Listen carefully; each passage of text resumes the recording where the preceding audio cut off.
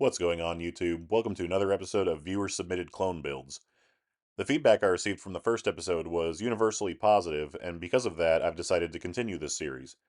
If you didn't see the last episode, then be sure to check that out. Link will be in the description. Last week, I asked my followers on Instagram to send me their clones, along with parts lists and some basic info about their builds. Normally, I would show you guys my personal builds, but since I can't cover every US service rifle in existence, I'm picking my favorite viewer-submitted clone builds based on criteria such as rarity, uniqueness, and overall how correct the clone is. My followers were also asked to tell me what entity uses the gun they base their rifle off of, and to give insight as to what the hardest part or parts were to track down. These entities could include a single individual, a unit, or even an entire branch of the military. Lastly, if you guys want the series to continue, let me know by liking, commenting, and subscribing to the channel. Also, if your submission didn't make the video, then don't sweat it because it can still make it in the next one. So without further ado, let's get into this first submission. This first submission comes from EricSchy and is a prototype Mark 12 Mod 0 SPR. Long story short, this rifle is based on one of the original 150 rifles built by Crane in conjunction with the Army Marksmanship Unit, which were deployed in October of 2001, predating the slightly different rifles which were officially dubbed as Mark 12 Mod Zeros. As always, I'll put the complete parts list up on the screen, but I'll focus on a few key features that make this build special. First off is the Dymaco upper receiver, which Eric states was used due to a lack of Colt upper receivers available to Crane at the time. It's also worth noting that these rifles used optics taken off of the M24 sniper rifle system, namely the Leupold Mark IV 3.5 to 10 with the older style illumination housing and M3 turrets with a 7.62 bullet drop compensator. Eric also went as far as to fabricate several of the components himself, including the correctly profiled jam nut collar and barrel nut. A current production PRI handguard was modified to incorporate the correct Allen set screws, which were only used on the original 150 rifles and were later replaced with button head screws. Finally, Eric modified a current production PRI front sight gas block to have the same profile as the older version used by Crane. Eric states that he based this build off of a genuine turn-in SPR upper receiver owned by a close friend of his, and that he might even sell the modified jam and barrel nuts in the future. Our second submission comes from Atwimley After Dark, hopefully I'm pronouncing that right, and is another HK416 recce. I featured one of these builds in the last video, and since I'm incapable of putting my personal bias aside, I'm going to include another one. Parts list is on the screen as always, with notable components including a 13-inch barrel cut by D. Wilson, a Night Force 2.5 to 10 by 24, which is an optic that is very commonly used on these builds, and the very rare Daniel Defense HK416 handguard. The lower receiver is a Brownell's BRN4 lower remarked by Portside Munitions. The owner states that he was inspired by this image of a DevGru member holding his issued rifle, as this is possibly the only known photo of a Daniel Defense rail being used on a Recce 416. Our third submission comes from @Darth Yuar, again I hope I'm pronouncing that correctly, and is our first example of a clone from a movie prop. This rifle is a replica of the CQB-R Block 1 held by Bradley Cooper in the film American Sniper while portraying Chris Kyle.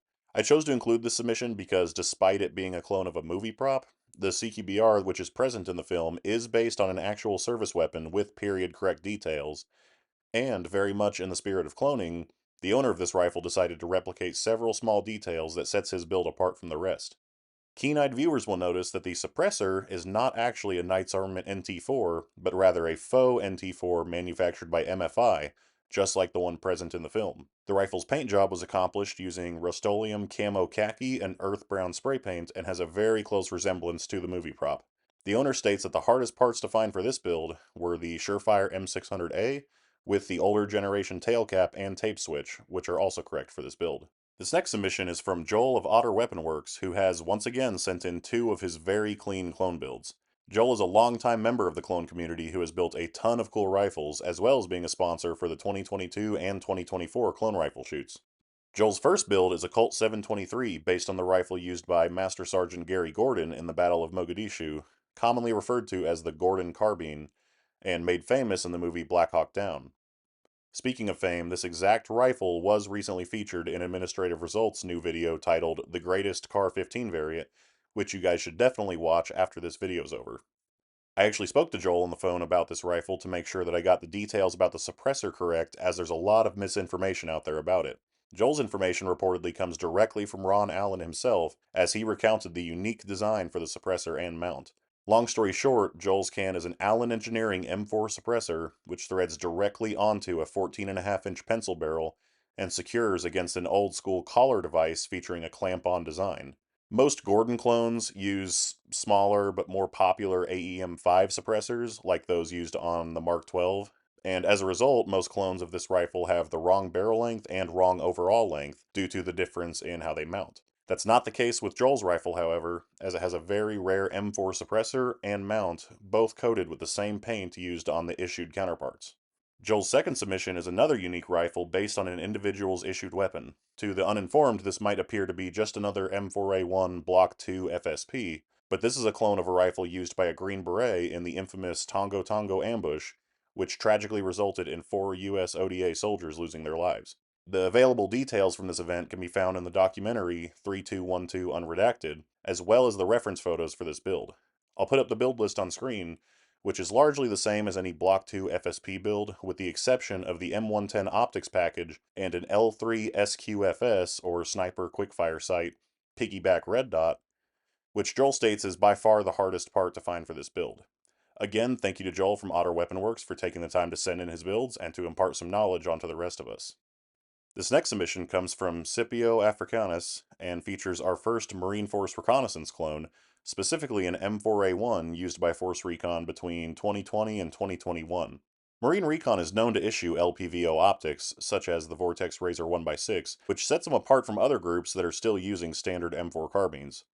The build list is on the screen, and there are two things about this rifle which caught my attention. The first being the LMT 40mm M203 grenade launcher, as well as the owner's full send commitment to painting the entire rifle, launcher and optic included. This next submission comes to us from @subpard28, whose extremely clean Delta MRE build was featured in the last episode. This time he's taking us even further back in history with the predecessor to that build, which he refers to as the tube rifle. These rifles, which all share fiberglass tubular handguards, were photographed and used by CAG in the early 2000s, with Kyle Lamb of Viking Tactics fame even seen carrying one. Notable parts for the build list include the Armalite fiberglass handguard, which is modified to allow the M4's front sight base to be retained, a Colt N1 stock with a Cherokee cheek riser, as well as another gangster grip similar to the one seen on his Delta MRE build. Our seventh submission comes from @MichaelNo on Instagram and is keeping with the early Delta builds theme that this episode apparently has. Michael states that this rifle is a clone of a Colt 723 used by Delta member Guy Cutino between 1994 and 1996.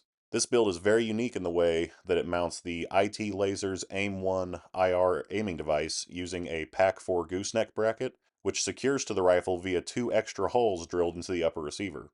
Before the adoption of the KAC RIS, operators had to get somewhat creative with the mounting of all their force multipliers to their weapon, which we now take for granted with advents like Picatinny, Keymod, and M-Lock. Other notable components for this build include an Aimpoint 5000 red dot sight and a Booney Packer Ready Mag. This next submission comes from @Rolex1 Hour and represents the cutting edge of semi-automatic sniper systems technology. It's so cutting edge, in fact, that there's actually very little info about the actual issued rifles thus far, aside from its basic specs. The Knight's Armament M110A3 is the newest evolution of the prolific M110 platform and is offered as a 6.5 Creedmoor conversion for existing rifles. Similar to the M110A2, which, like the original M110, is a 308 platform with a 20-inch barrel, the M110A3 sports a longer 22-inch dimpled barrel, chambered for the 308's CrossFit-loving cousin, the 6.5 Creedmoor. The owner of this rifle states that until pictures of issued rifles emerge, it's uncertain exactly what they will look like, but his chosen configuration seems very likely to be close to what they'll look like. Notable parts include the 22-inch KAC SR25 PR upper, the 3D printed Knight's Armament CRS PRG suppressor, and the B5 Systems CPS stock with a Law tactical folder. The owner states that the completed Knight's Armament upper was the hardest part to track down and that the rifle was Cerakoted FDE by Pre-Sample Depot. The final submission for this video comes from @WeaponsDaily and is a simple yet clean execution of a CQBR Block 2, also commonly referred to as a Mark 18 Mod 1. While CQBR builds aren't exactly uncommon, this build has an impressive list of clone-correct components including a Colt M4A1 marked lower receiver, which the owner states is one of only around 250 in circulation on the commercial market, as well as a very rare EOTech SU-231 Alpha holographic sight with NAVC markings. If you've been into cloning for any amount of time, you'll know that genuine NAVC parts and accessories are very costly and also very hard to find, but they can certainly take your Navy clone to the next level in terms of authenticity. Now I just need everyone watching this video to head over to his Instagram page and tell him to buy a suppressor, as his rifle sorely needs one. After seeing all these cool clone builds, do me a favor and tell me which one was your favorite down in the comment section below. Did any of these inspire you to start your next project, or make changes to already completed builds? Let me know if you want to see more of this series, and I will see you in the next one. Thanks for watching.